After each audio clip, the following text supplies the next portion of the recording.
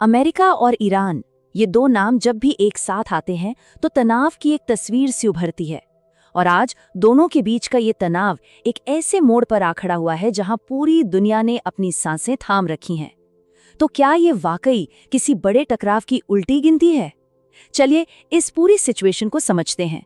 हाल ही में ईरान के supreme leader की तरफ से एक ऐसी खुली चेतावनी दी गई है जिसने इस डर को और भी हवा दे दी है।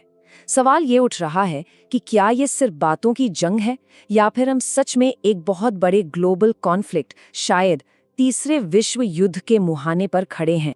इस पूरी तस्वीर को साफ साफ समझने के लिए हम इसे 5 हिस्सों में देखेंगे। शुरुआत करेंगे खामेनेई की उस चेतावनी से जिसने सारी हलचल मचा दी। फिर हम जानेंगे कि आखिर इस टकराव की जड़ क्या है। ये भी देखेंगे कि जमीन पर मिलिट्री टेंशन कैसे बढ़ रहा है और इसका असर पूरी दुनिया पर क्या पड़ सकता है। और आखिर में सबसे बड़ा सवाल, अब आगे क्या होगा? तो सबसे पहले बात करते हैं उस सीधी सीधी चेतावनी की। और पता है, ये धमकी एक ऐसे वक्त पर आई है जब पर्दे के पीछे हाई लेवल बातचीत भी चल रही है। और यही बात इस सिचुएशन को और भी ज्यादा कॉम्प्लिकेटेड बना देती है। ईरान के supreme leader Ayatollah Ali Khamenei का मैसेज एकदम साफ और दो टूक है। उन्होंने कहा है कि ईरान में सरकार बदलने की कोई भी अमेरिकी कोशिश फेल हो जाएगी, ठीक वैसे ही जैसे पहले भी होती आई है। ये सिर्फ एक बयान नहीं है, ये एक तरह का ऐलान है कि ईरान किसी भी दबाव के आगे झुकने वाला नहीं है। और यही बात इस सिचुएशन को बहुत ही नाजुक बना देती है।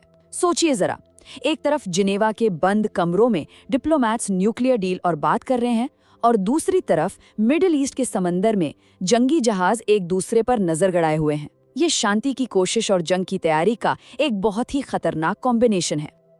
लेकिन ये जो आज तनाव दिख रहा है, ये कोई नई बात नहीं है। इसकी जड़ें बहुत गहरी हैं। तो चलिए इस टकराव के बिल्कुल सेंटर में चलते हैं। ये है ईरान का न्यूक्लियर प्रोग्राम, जिस पर दोनों देशों के बीच सालों से बात अटकी हुई है। मामला यहीं आकर फंस जाता है। एक तरफ अमेरिका है जिसका स्टैंड क्लियर है, ईरान अपने न्यूक्लियर प्रोग्राम को लिमिट करे और यूरेनियम एनरिचमेंट पूरी तरह से बंद करे। वहीं दूसरी तरफ ईरान का कहना है कि हमारा प्रोग्राम तो शांति के कामों के लिए है, जैसे बिजली बनाना, और ये टेक्नोलॉजी डेवलप करना हमारा अपना अधिकार है। हाँ, जिनेवा में चल रही बातचीत से थोड़ी उम्मीद जरूर जगी है। दोनों साइड्स कुछ बेसिक बातों पर, जिन्हें गाइडिंग प्रिंसिपल्स कहा जा रहा है, उस पर सहमत हुए हैं। लेकिन सच कहूं तो ये सिर्फ ऊपरी बात है। जो असली और सबसे मुश्किल मुद्दे हैं, उन पर गांठ अभी भी वैसी की वैसी ही है। कोई ठोस नतीजा अभी भी दूर की कौड़ी लग रहा है।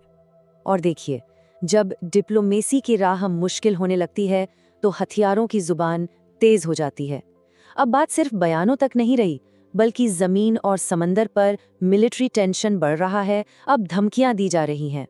कुछ रिपोर्ट्स तो ये भी बता रही हैं कि ईरान ने सीधे सीधे अमेरिकन नेवी को चेतावनी दी है, और बात यहां तक पहुंच गई है कि अमेरिकी जहाजों को डुबोने तक की धमकी दे दी गई है। ये अब सिर्फ बयानबाजी नहीं है, ये एक सीधा टकराव का सिग्नल है। और बस यहीं से एक खतरनाक साइकिल शुरू हो जाती है। अमेरिका कड़े प्रतिबंध लगाता है तो ईरान अपनी डिफेंस कैपेबिलिटीज बढ़ाने की बात करता है। अमेरिका मिलिट्री एक्शन की धमकी देता है तो ईरान भी जवाबी कार्रवाई की कसम खाता है। ये एक ऐसा दुष्चक्र है जिसमें दोनों तरफ से लगातार माहौल को और बिगाड़ा जा रहा है, और इसकी कीमत पूरा मिडिल ईस्ट चुका रहा है। लेकिन यहाँ एक सवाल उठता है। ठीक है, ये दो देशों का झगड़ा है, पर इससे बाकी दुनिया को क्या लेना देना? ये हम सब के लिए इतना मायने क्यों रखता है? चलिए देखते हैं।